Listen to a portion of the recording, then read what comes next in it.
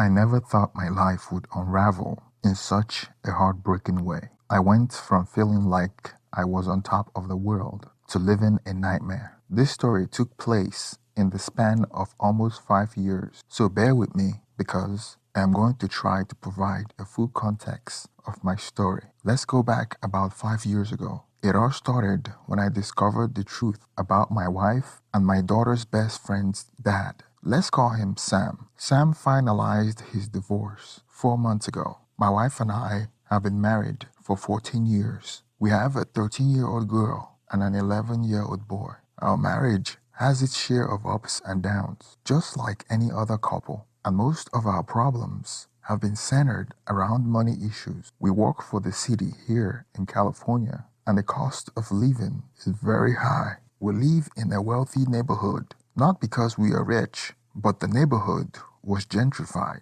and we grandfathered in. My house has been in the family since the 1940s. I inherited the house from my father, who inherited it from his father. A lot of people have tried to convince me to sell, including my wife, but I refuse because it has sentimental values. Raising my children in a rich neighborhood means that we are surrounded by wealthy neighbors. Our kids grew up with rich kids. Since my wife and I had a low comparable income, we always felt like we couldn't keep up with the best things for our son and daughter because they wanted to keep up with what their friends have. One day, my 11-year-old son came home with an expensive handheld game console that I had promised to buy for him as a Christmas present, but couldn't afford it because other things took priority. The first time I saw him with the console, I thought he borrowed it from his friends. Then when he hadn't returned it in 2 days in a row, I asked him about it, and he said Sam, my daughter's best friend dad, bought it for him. Sam lives a few blocks away from my house. He is wealthy and divorced, and his daughter is the same age as my daughter. I asked my son why he went around begging people, and he said that he didn't beg,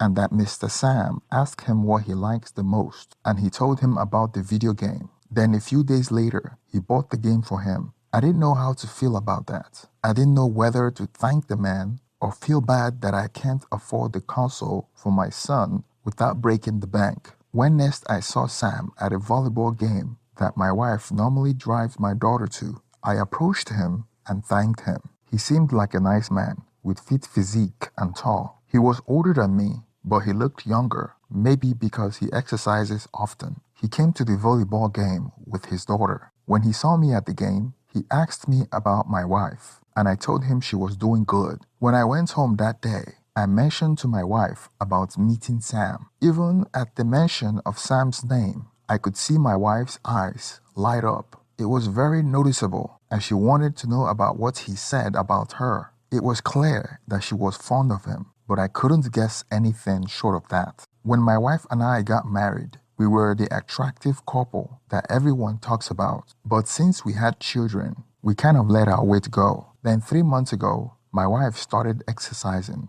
and training for a marathon. She would come home and talk about how she went to drop off our daughter at her friend's house and how she and Sam spent hours talking about fitness. It sounded innocent, and she was open about it. My daughter has been friends with Sam's daughter for 2 years, so it wasn't unusual for my wife to drop my daughter off or pick her up from Sam's house. However, recently I noticed that she gets more excited when talking about Sam. I had a gut feeling that something wasn't right, so I started paying close attention to my wife. That was when I noticed how often she takes my daughter to Sam's house. She used to drop her at Sam's house and come back to run errands, but now she drops my daughter off and stays there. How did I know? I installed a GPS tracker on her car to see where she goes after. Her car was parked at the same spot till it was time for my daughter to come home. I didn't want to ask her why she remained in Sam's house for hours with my daughter because I didn't want to sound like I was accusing her of an affair. I would intentionally bring up Sam's name in our conversation, and she would get excited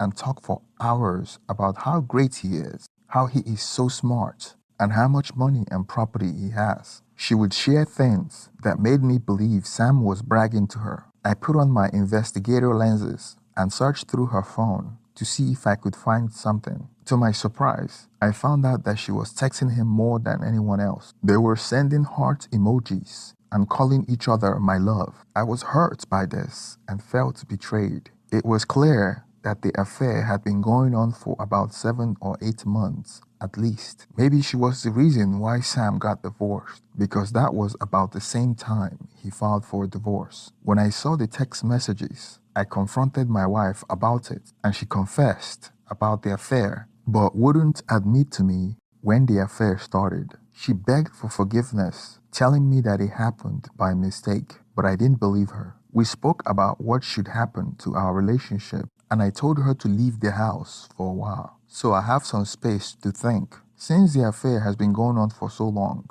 I couldn't stand the deceit. I didn't tell my daughter about the affair, which made it difficult to explain to her why she couldn't visit her best friend as she normally does. Unfortunately, that gave my wife the opportunity to manipulate my daughter and tell her all kinds of lies to turn her against me. She told my daughter that I was jealous of Sam, which is why I didn't want both of them to go over. She told my daughter that I was lazy. That's why I wasn't rich. After I kicked my wife out of the house, I told my children my wife and I are going through problems in our marriage. I didn't tell them about her affair or say anything bad about my wife. I first noticed that my wife had poisoned my daughter's mind when she started becoming unnecessarily rude to me. I grounded her by taking her cell phone. She got even madder and responded by saying that Sam would buy her another cell phone and a better cell phone. Her statement cut deep in my heart. I felt like I was losing control of my family. 2 days after my wife left, I saw from the GPS that she had been living with Sam since her car was parked there all through the night. That was the death knell of our marriage. Any hope of reconciliation was gone. I may not have money, but I have dignity and wouldn't allow myself to be humiliated in such a manner because of money.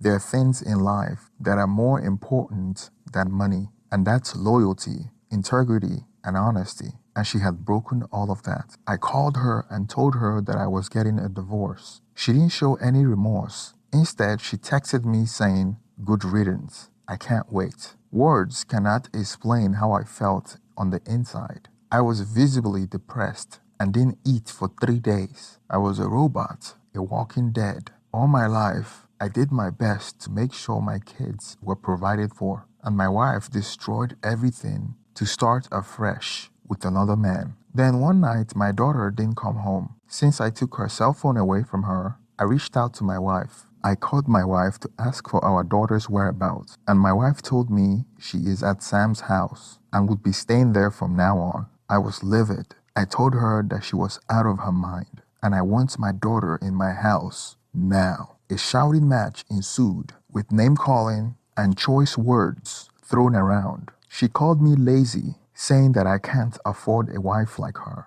and how Sam had opened her eyes on how beautiful she is, and how I don't deserve her, and I have been holding her back for 14 years. I couldn't believe what I was hearing. I was filled with anger and resentment. I couldn't take it any longer, so I drove to Sam's house and called the police. When they arrived, I told them that I wanted my daughter, or I would break into that house and drag her out myself. When the police came, my wife had no choice but to release my daughter for me to take her home. I had some choice words for that snake, Sam. It was clear that he wanted me gone from his property because I was acting crazy. They didn't want to make a scene, which is why they let my daughter go. Goes without saying that my daughter didn't like the fact that I dragged her out of Sam's house with the help of the police. She hated me. She sounded just like her mother. I didn't show anger towards her because I knew who was telling her what to say. After that incident, my wife hired an expensive lawyer, paid for by Sam,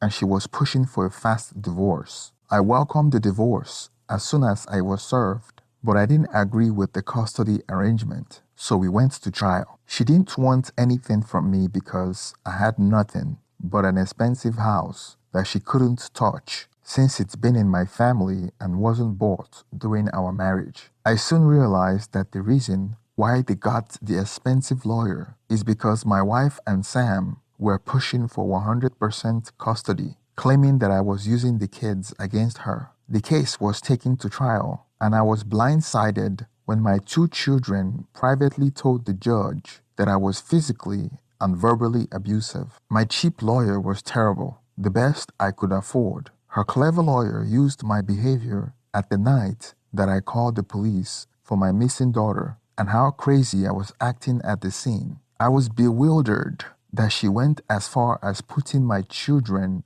to lie to the judge. I didn't hold anything against my children. I had faith that they would grow up and remember that the only thing I was guilty of was not being wealthy. After the nasty court battle, she won. She successfully destroyed my family. Mission accomplished. It was a wake-up call to me. I didn't sit back at home and drink or wallow in self-pity. Luckily, my job offers free therapy for situations like this, and I took advantage of it. I joined the gym and played sports. I used exercising as an outlet for the anger and resentment that I have built inside. I knew I shouldn't be angry with my kids, but I still felt betrayed, and I tried my best to remind myself that it was my job as a father to protect and provide for them in any capacity. A month after the divorce, my wife rubbed it on my face by putting a restraining order on me. Not only was I falsely accused,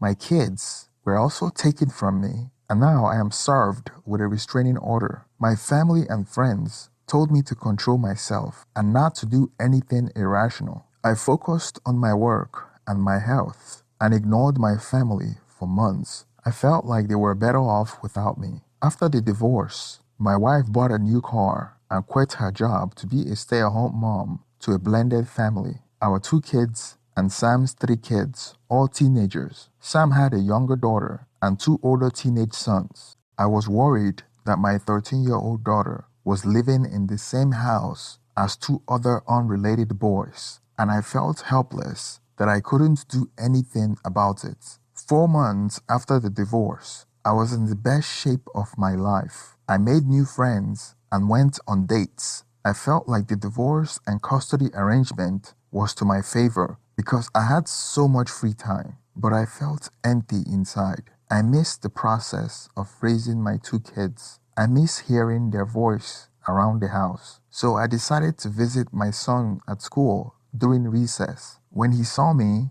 he ran as fast as he could and embraced me. We went on a bench and he told me everything about what was going on in Sam's household and all the toys and video games that he was playing. He seemed happy and healthy and wanted to know when he was coming back home. It brought tears to my eyes to know that despite my financial inadequacy, my son still thinks about visiting home, even though he had a choice of living in Disney World. I went home a proud father that day. I told him not to tell his mother or sister that I visited him, and I would visit him at least once a week. So as time went on, I was visiting my son at least once a week, spending a few minutes with him before he went back to his class. On one of those visits, he mentioned that he caught my daughter wiping tears off her eyes like she was crying. I didn't think anything of it. It could have been anything. Then another time, he told me that he caught my ex-wife crying multiple times. I asked him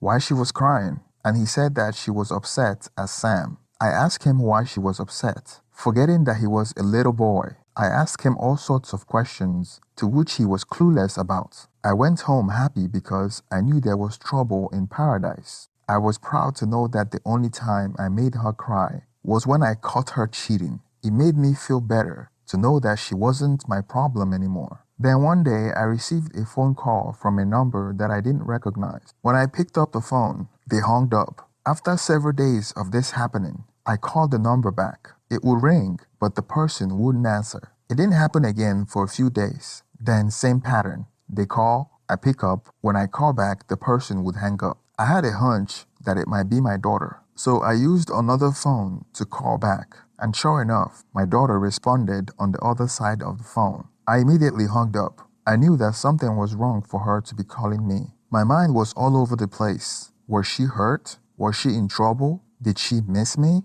There was only one way to find out. Just like I went to her brother's school during recess, I went to her school as well. I was looking for her and I found her. She was with Sam's daughter on the hallway. When she saw me, she stared at me for a moment and turned around, then left. I thought maybe she didn't want Sam's daughter to know. So I sent her a text message telling her that I knew she was the one calling me and I will always be here for her when she needs me. She called me a few minutes later. She didn't say much and her responses were short. I left the conversation thinking that maybe she just wanted to hear my voice. I wanted to build on our relationship, so I would call her every day at the same time. Instead of asking her questions, I would just talk. Then one time she started apologizing for the things she said about me to the judge, telling me that her mom made her say it. I didn't dwell on that. I told her that I had already forgiven her, and I made it a point to remind her that she's always welcome home. It's been about 7 months since the custody hearing,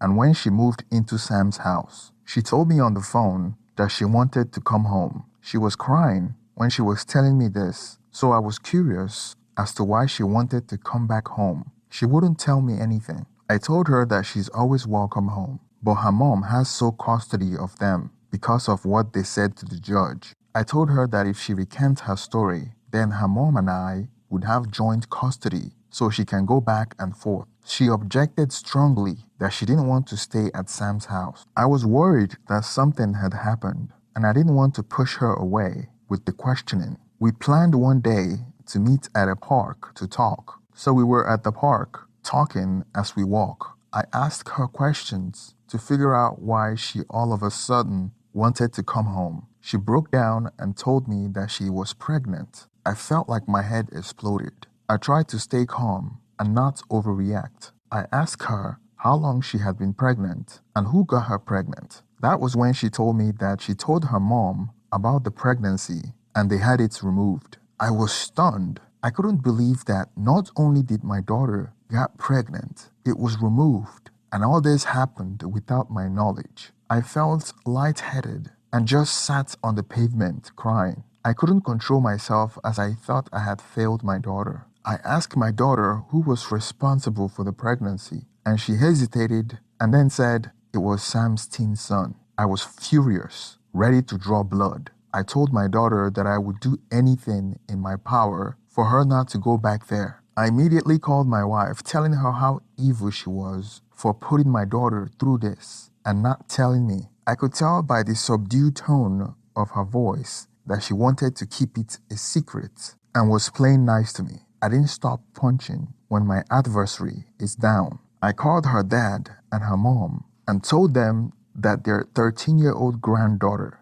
got pregnant and their daughter had it removed without telling anyone. I had everyone on my side, exposing her as a selfish and irresponsible mother who put her daughter in that position. My daughter stayed with me that day. I got the police involved, so I opened a criminal investigation. But they couldn't do anything because the boy is only a couple of years older than her, so it's not statutory in nature. I was livid. I thought someone should pay for my daughter's lost innocence, but I knew that overreacting might jeopardize my ability to get custody back. On our next custody hearing, I saw her for the very first time since we divorced, and she didn't seem happy to me. She was in shape, dressed well, but didn't look happy. It gave me a lot of pleasure to stand in court and watch as the judge chew up on my ex-wife and her lawyer for lying and convincing my children to lie. She was lucky that she wasn't held in contempt by the court for manipulating our children to lie against me at our divorce custody hearing